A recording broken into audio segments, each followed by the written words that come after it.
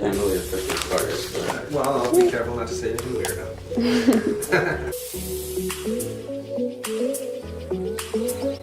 Hello and welcome to another segment of Tea with Teachers. I'm Sarah Bosagi and I'm here with Mr. Michael Brennan. He's an English teacher at Oxbridge Academy.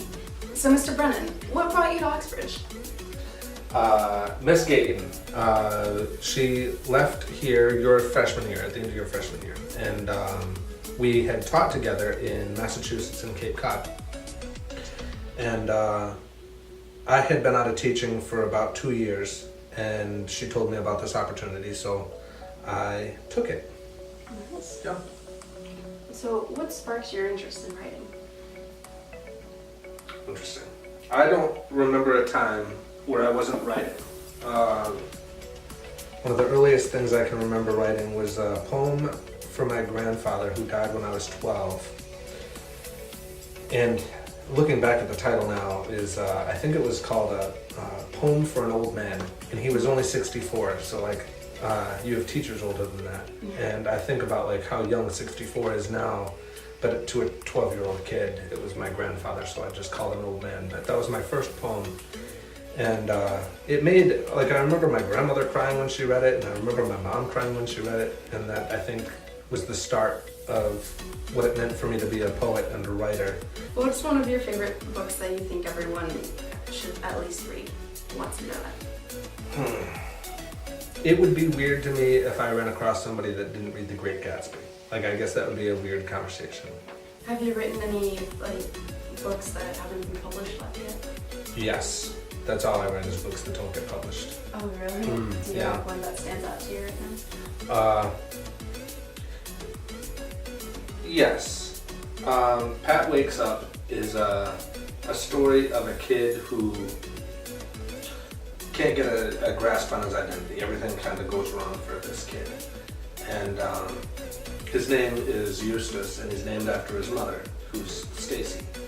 And Stacy wanted to name him after herself. And this kid is just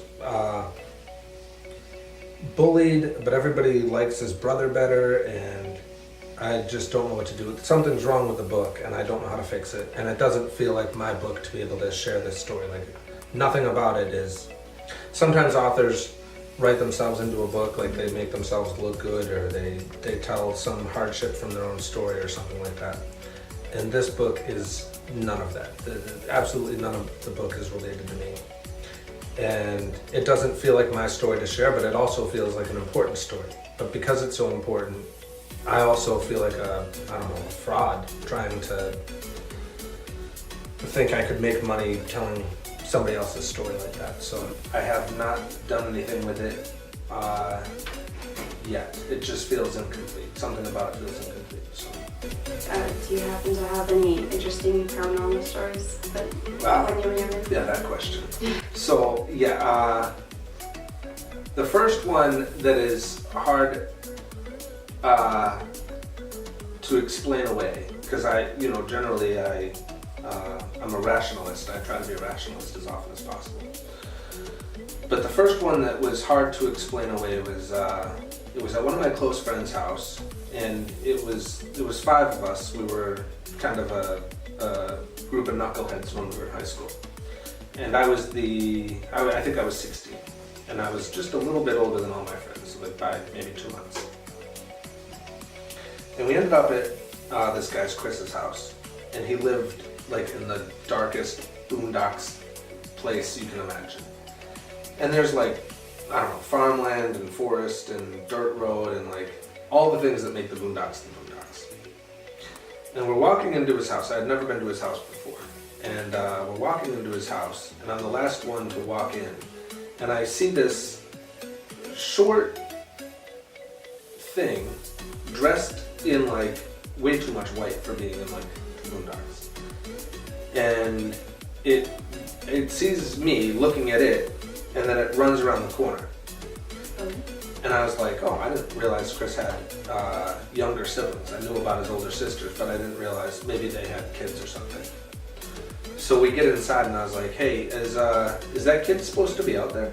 And he's like, what kid? And I was like, I don't know, there's this like this, I don't know, this kid dressed in like all white. He's like, you see it too? And I was like, oh, that's a weird response to that. I'm like, yes, I saw it. He's like, not many people see it. And I was like, well, what does that mean? It's still not like trying to follow. And he says, well, it's we call it the gnome. We don't know what it is, but he just runs around the house. We've tried to chase him around the house, and we can never catch up to him. So, but he's peeked in the windows. Like since I've been back to his house, he's like, he'll look in the windows. He'll hang around the corners.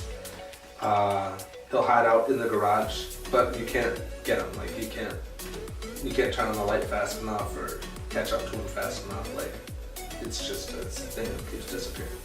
Yeah, I moved out of the house. Yeah, they ended up tearing it down.